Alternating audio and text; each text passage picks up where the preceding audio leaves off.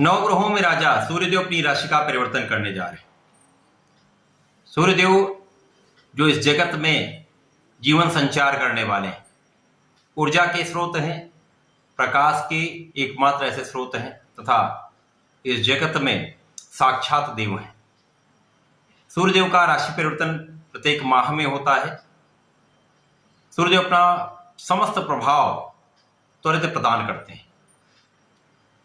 सूर्यदेव का राशि परिवर्तन इसलिए अत्यंत महत्वपूर्ण भी होता है। 14 अप्रैल को सूर्यदेव जैसे ही अपनी राशि का परिवर्तन करेंगे तो ये अपनी उच्च राशि में प्रवेश करेंगे। अब जब सूर्यदेव अपनी उच्च राशि में होंगे, यहाँ पर राहु भी होंगे, अब ग्रहण योग बनेगा, तब क्या प्रभाव मिलने वाला है। जय श्री गणेश, नमस्कार। मैं आचार्य संजय द्विवेदी, मेरे समस्त प्रबुद्ध दर्शकों का मेरे चैनल पर हार्दिक स्वागत है। सूर्यदेव 14 अप्रैल को अपनी राशि का परिवर्तन करके अपनी उच्च राशि में प्रवेश करेंगे, जहां पर त्रिग्रही योग बनेगा। यहाँ पर सूर्यदेव होंगे, राहु का गोचर चल रहा होगा, तो यहाँ पर बुध भी उपस्थित होंगे। अब यह त्रिग्रही योग अलग अलग राशियों में अलग अलग भावों में बनेगा, अलग अलग स्थानों पर बनेगा, उसी के अनुसार ही परिणाम की प्राप्ति होगी। आज मैं कन्या राशि से लेकर मीन राशि तक सूर्य के राशि परिवर्तन का क्या प्रभाव रहेगा, किस प्रकार के लाभ मिलेंगे, कौन सा भाव अत्यंत प्रबल हो रहा है, कहां पर आप कितना लाभ ले सकते हैं, संपूर्ण विश्लेषण मैं पूर्ण तर्क के साथ करने जा रहा हूं। प्रिय दर्शकों, ये राशिफल आपके चंद्र राशि पर आधारित है। कन्या राशि के लिए सूर्यदेव द्वादश के स्वामी, द्वादशेश का गोचर अब जाकर आपके अष्टम भाव में होने जा रहा है। द्वादश भाव जो कि एक त्रिक भाव है, अष्टम भाव ये भी एक त्रिक भाव है। यद्यपि यहां पर सूर्यदेव को किसी प्रकार का त्रिक दोष नहीं लगता है, परंतु यहां पर सूर्यदेव के साथ राहु भी होंगे, यहां पर बुध भी होंगे। अब बुध की ही राशि है तो लग्नेश अष्टम भाव में होंगे, यहां पर राहु के साथ जड़ योग में होंगे, तथा यहां पर जब सूर्यदेव पहुंचेंगे तो यहां पर निश्चित रूप से कुछ विशिष्ट होने वाला है। यहां पर सूर्यदेव अपनी उच्च राशि में होंगे तो उच्च राशि का कोई भी ग्रह अपना सर्वश्रेष्ठ प्रभाव देता है, परंतु अष्टम भाव में कहीं ना कहीं एक क्षय का भाव है, निर्बलता अवश्य।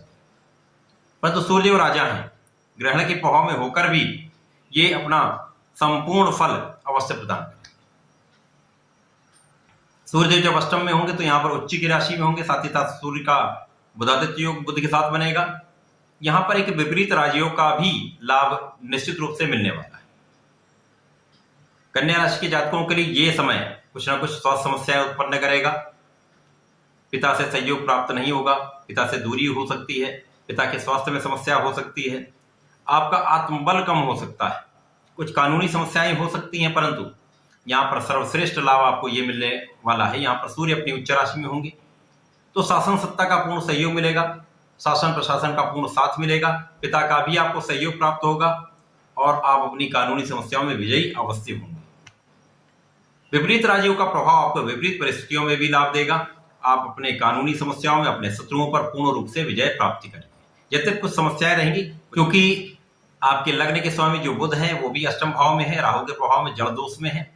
सूर्य बुध का योग भी बन रहा है, परंतु वाणी के कारक बुध हैं जो दूषित प्रभाव में है, इनका सीधा प्रभाव वाणी भाव पर है, जिसके कारण वाणी आपकी दूषित हो सकती है, आप कठोर हो सकते हैं, जिसके कारण पारिवारिक सदस्यों के बीच में समस्या उत्पन्न हो सकती है, पारिवारिक संपत्ति में कुछ विवाद हो सकता है, परंतु लाभ आपको अवश्य मिलेगा, यहां पर यह तय है।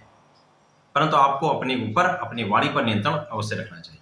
परिवार के बीच सामंजस्य रखकर यदि चलेंगे, शांतिपूर्ण तरीके से सोच विचार कर पूर्ण निर्णय लेकर धैर्य पूर्वक यदि कोई कार्य करते हैं तो आपको यहाँ पर निश्चित रूप से सफलता प्राप्ति होगी। बाकी यहाँ पर सूर्य का प्रभाव जो यहाँ पर आपके द्वादश के स्वामी कुछ व्यय कराएगा, परंतु बाहर जाकर कुछ लाभ अवश्य आपको मिलने वाले।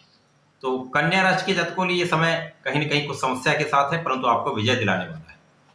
तुला राशि के लिए सूर्यदेव लाभ के स्वामी है, आय के स्वामी है, आय भाव के स्वामी का गोचर अब जाकर आपके सप्तम भाव में होने जा रहा है। यह अत्यंत श्रेष्ठ फलदायी है।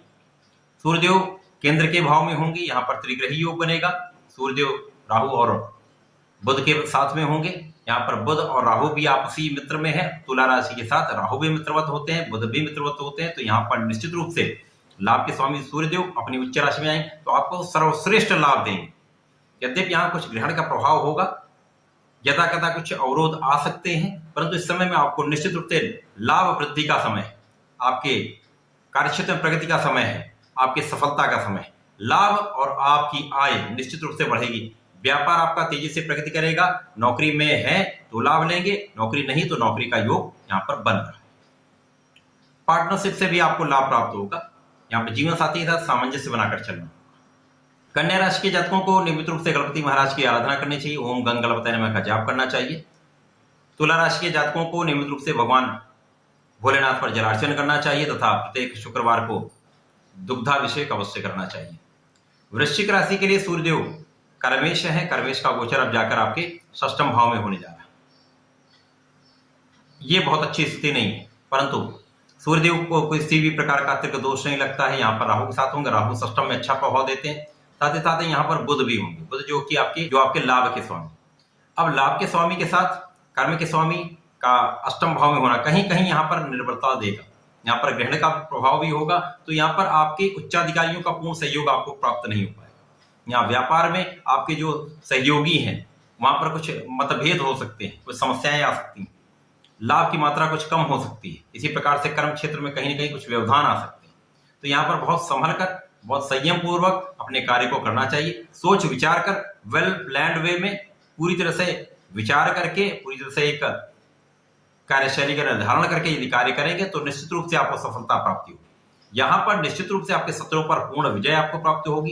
कानूनी समस्याओं में भी आप विजयी होंगे, रोगों पर भी आपको विजय प्राप्ति होगी। तो वृश्चिक राशि के लिए समय कहीं ना कहीं कुछ कर्म क्षेत्र में तथा लाभ क्षेत्र में कुछ कमी देने वाला है, परंतु बाकी सब चीजों में बहुत अच्छा लाभ देने वाला है। वृश्चिक राशि के जातकों को नियमित रूप से संकर मोचन की शरण में रहकर हनुमान चालीसा का पाठ करना चाहिए। यदि इस समय में हनुमान अष्टक का मंगल शनिवार को पाठ करते हैं तो आपको लाभ अवश्य प्राप्त होगा, संकट दूर होगा। धनु राशि के लिए सूर्यदेव आपके भाग्य के स्वामी का गोचर अब जाकर आपके त्रिकोण के भाव में ही होने जा रहा है, पंचम में होने जा रहा है। अत्यंत श्रेष्ठ फलदायी। भाग्य का स्वामी जो एक त्रिकोण भाव है, वहां से दूसरे त्रिकोण भाव पंचम में होना अत्यंत श्रेष्ठ फलदायक है। यहाँ पर परम मित्र भी हैं, गुरुदेव के साथ अति मित्र भाव में होते हैं। यहाँ पर बुध भी हैं, बुध जो 2 केंद्र के स्वामी हैं, उनके साथ होना बुधादित्य योग का त्रिकोण के भाव में अति प्रभावी होकर आपको लाभ देने वाला है। परंतु यहाँ पर राहु है, यदा कदा कुछ समस्याएं करेगा, परंतु लाभ क्षेत्र से राहु का संबंध बहुत कुछ आपको नकारात्मक प्रभाव नहीं देने वाला है। यहाँ पर संतान के स्वास्थ्य में कुछ निर्बलता हो सकती है। प्रेम संबंधों के लिए समय अच्छा नहीं रहेगा, परंतु आपके शिक्षा के क्षेत्र में, आपके लाभ क्षेत्र में निश्चित रूप से आपकी प्रगति भी होगी। शिक्षा प्रतियोगिता में आपको सफलता भी मिलेगी तथा यहाँ पर संतान से आपको लाभ भी प्राप्त होगा, संतान का लाभ भी प्राप्त होगा। तो धनु राशि के जातकों के लिए बहुत बढ़िया समय है, इसका लाभ आपको अवश्य लेना चाहिए। धनु राशि के जातकों को नियमित रूप से ओम नमो भगवते वासुदेवाय का जप करना चाहिए। यदि विष्णु सहस्रनाम का गुरुवार को पठन या श्रवण करते हैं तो निश्चित रूप से बहुत लाभ लेंगे। इस समय में यदि आप हनुमान जी का बजरंग बाण प्रत्येक मंगलवार को कर लेते हैं तो निश्चित रूप से जो राहु का ग्रहण प्रभाव है वो भी कम हो जाएगा, आपको लाभ अत्यधिक प्राप्त होगा। मकर राशि के लिए सूर्यदेव आपके अष्टम के स्वामी का गोचर अब जाकर आपके चतुर्थ में होने जा रहा है।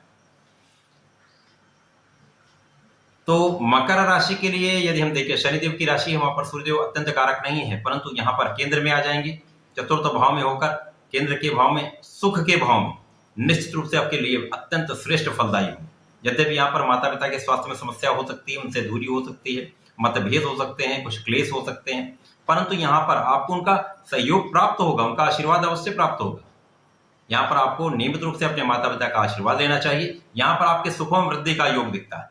निश्चित रूप से इस समय में आपके कार्य क्षेत्र में अत्यंत प्रगति होने वाली है। कार्य क्षेत्र में कुछ अवरोध आएंगे, कुछ पीठ पीछे शत्रु भी बनेंगे जो आपको रोकने का प्रयत्न करेंगे, परंतु यहाँ पर श्रेष्ठ स्थिति जो सूर्यदेव की उच्च राशि का प्रभाव है तब बुधादित्य योग का प्रभाव आपके कार्य क्षेत्र को सर्वश्रेष्ठ फलदायक बनाने वाला है।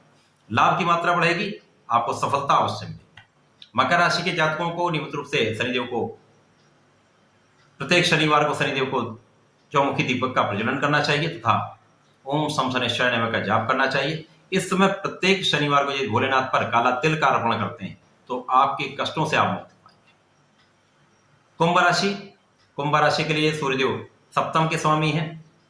सप्तम के स्वामी का गोचर अब जाकर आपके तृतीय भाव में होने वाला, जो कि पराक्रम का भाव है। यहाँ पर त्रिग्रही योग होगा, राहु तृतीय भाव में अच्छा फल देते हैं। कहीं ना कहीं ये कुछ भाग्य को रोकने का भी प्रयास करते हैं, परंतु यहाँ पर त्रिग्रही योग आपको लाभ में वृद्धि करने का कार्य करेगा। यहाँ पर आपके जीवन साथी के साथ सामंजस्य अच्छा हो जाएगा। यहाँ पर कुछ मतभेद हो सकते हैं, परंतु आपसी प्रेम बढ़ेगा, आपके भाग्य में प्रबलता आ जाएगी, भाग्य का पूर्ण रूप से साथ आपको प्राप्त होगा। यहाँ पर शासन सत्ता का सहयोग प्राप्त होगा, पिता का पूर्ण आशीर्वाद आपको प्राप्त होगा। यहाँ पर छोटे भाई बहन का सहयोग आपको प्राप्त होगा। आपको अपने वाणी पर नियंत्रण रखना होगा। साथ ही साथ यहाँ पर यदि आप पूर्ण प्रयास करेंगे, पूर्ण रूप से परिश्रम पे लगे रहेंगे, तो यहाँ पर सरकारी नौकरी के प्रयास में आपको सफलता अवश्य प्राप्त होगी। प्रतियोगिता परीक्षा में सफलता अवश्य प्राप्त होगी। इस समय में यदि ऐसा आप करते हैं तो निश्चित रूप से बहुत सफल भी रहने वाले, अत्यधिक लाभ भी लेने वाले। कुंभ राशि के जातकों को भी प्रत्येक शनिवार को चौमुखी दीपक का प्रज्वलन करना चाहिए तथा ओम सम शनिश्चराय नमः का जाप करना चाहिए। प्रत्येक शनिवार को यदि भगवान भोलेनाथ पर जलार्चन करते हैं तथा नीले पुष्प का अर्पण करते हैं तो निश्चित रूप से यह समय आपके लिए अत्यंत अनुकूल हो जाएगा, लाभान्वित करने वाला। मीन राशि के लिए सूर्यदेव आपके षष्टम के स्वामी हैं। षष्टम के स्वामी का गोचर अब जाके आपके द्वितीय भाव में, ये बहुत अच्छा है। यहाँ पर लग्न के स्वामी की स्थिति बहुत श्रेष्ठ है। यहाँ पर आपके 2 केंद्र के स्वामी जो कि बुध हैं, यहाँ पर आपके सुख भाव के स्वामी तथा सप्तम के स्वामी बुध का सूर्यदेव के साथ में होना यहाँ पर आपके रोगों से मुक्त करेगा, आपके ऋण से आपको मुक्त करेगा, आपके व्यापार में अत्यधिक प्रगति कराएगा, अचानक आपको धन लाभ कराएगा। निश्चित रूप से ये समय आपके अध्यात्म में वृद्धि का है, आपके ज्ञान में वृद्धि का है तथा यहाँ पर श्रेष्ठ धन अर्जन का समय है। यहाँ पर बहुत श्रेष्ठ समय है, आपको इसका लाभ लेना चाहिए। मीन राशि के जातकों के लिए यहाँ पर आपको एक ध्यान रखना है, यहाँ पर आपके परिवार के भाव में ही राहु के साथ बुध भी है, जो कि वाणी का भाव भी है। बुध वाणी के कारक है, राहु एक नकारात्मक ग्रह है, तो वाणी पर नियंत्रण आपको अवश्य रखना होगा। परिवार के बीच में आपको सामंजस्य रखना होगा। सोच समझ कर बोलेंगे तो निश्चित रूप से पारिवारिक संपत्ति में भी लाभ लेंगे, पारिवारिक सदस्यों के बीच में आपका सम्मान भी बना रहेगा। तो ऐसा करेंगे तो आपको लाभ मिलेगा। मीन राशि के जातकों को नियमित रूप से भगवान श्री हरि की शरण में रहकर ओम नमो भगवते वासुदेवाय का जप करना चाहिए तथा विष्णु सहस्त्रनाम का ये प्रत्येक गुरुवार को पठन अथवा श्रवण करते हैं तो निश्चित रूप से बहुत लाभ है। तो ऐसा करें, इसका लाभ लें। धन्यवाद, नमस्कार।